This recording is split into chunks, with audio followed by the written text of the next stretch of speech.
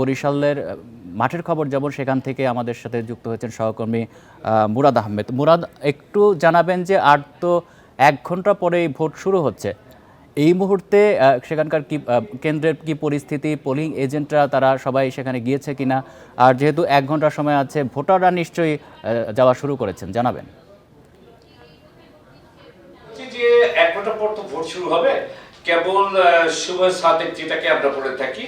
তো এই অ্যালার্মিং অবস্থায় রয়েছে এখন টোটাল সিচুয়েশন। এটা এই কারণে বলা যে আসলে এবারে বা মানে ভোটটা যে অ্যারেঞ্জমেন্ট, তাতে ভোটার ফার্স্ট এটা কিন্তু অবধারিত হয়ে গেছে।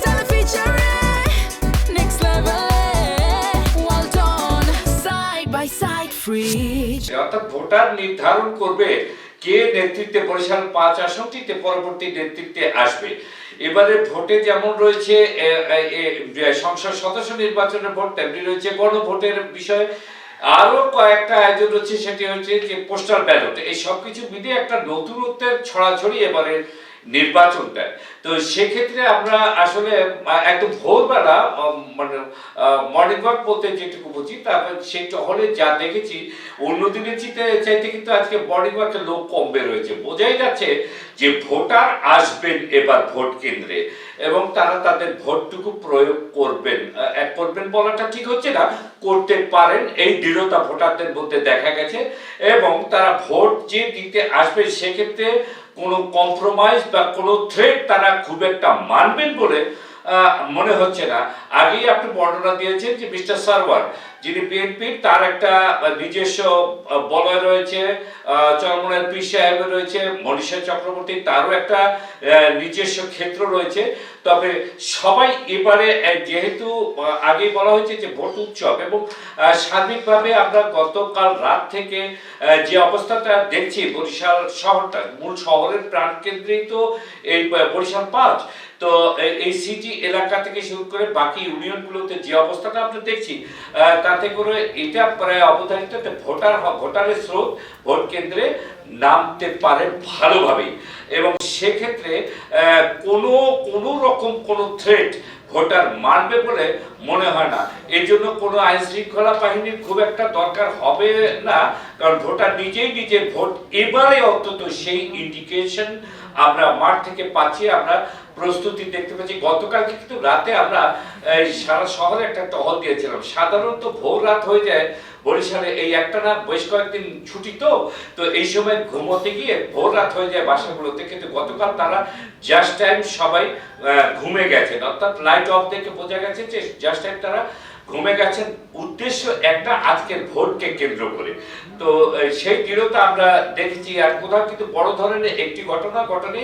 আমরা জেনেছি যে এই যে আগুলঝাড়ার একটি কেন্দ্রে, সেখানে একজন সমর্থক, একটি দলের সমর্থক আপনার একজন পুলিশকে ৬২০০ টাকা ঘুষ দিয়েছিল অনৈতিক কিছু সুবিধা পাওয়ার জন্য, আজকে যাতে পেতে পারে সেজন্য তাকে তো কট হয়েছে, এবং সেই পুলিশ কিন্তু অলরেডি ক্লোজ হয়ে।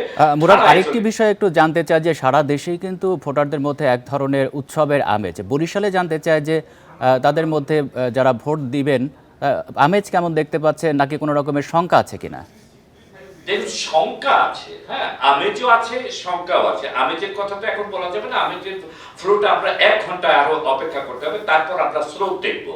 তো শঙ্কা কিন্তু আছে। গতকাল থেকে আমরা যেটা দেখছি যে যত না ভোট নিয়ে সংখ্যা, তার চেয়ে বেশি ভোটের পরবর্তী অবস্থাটা নিয়ে সংখ্যা। হ্যাঁ, কে নির্বাচিত হয়, কে নির্বাচিত হলে কি তার প্রভাব পড়ে, এটা নিয়ে একটা সংখ্যা আছে। এইটা কিন্তু বরিশালের ভোটারদের মধ্যে রয়েছে। আর যে কথাটি বলা হচ্ছে, প্রার্থীরা যারা আছেন, প্রার্থীরাও কিছুটা সংখ্যায় রয়েছে।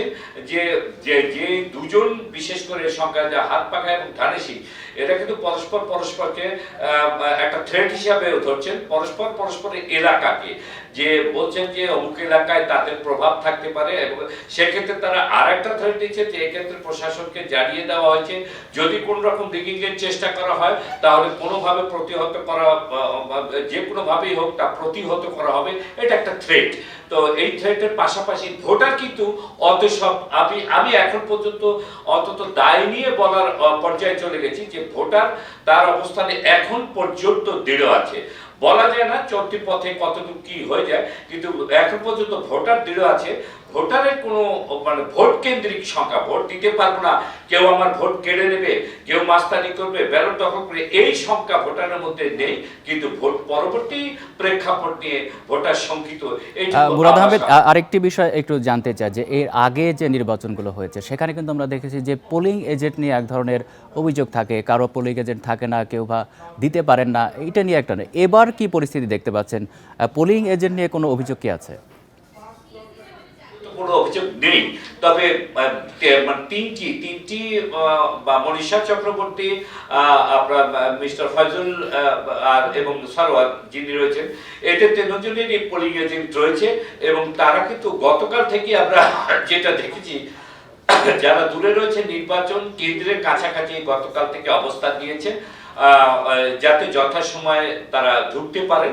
আর মানে কোনো ধরনের কোনো অভিযোগ, আমি কিন্তু এবারের নির্বাচনকে নিয়ে কতগুলো বিষয় আমরা নোট দেখেছি। আগের ইলেকশনগুলোতে যেমন থ্রেট থাকতো, কেউ আসতে পারবে না, অমুক আসতে পারবে, নানা রকম কথা। এবারে এই সংখ্যাটা কোন নেই।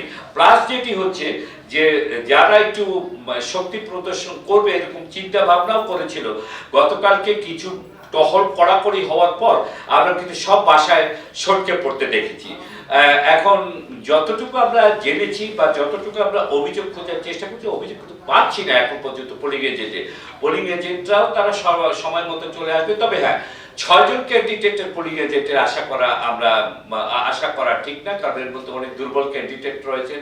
পোলিং এজেন্ট পর্যন্ত পাঠাতে ব্যয়বহুল একটা বিষয় রয়েছে।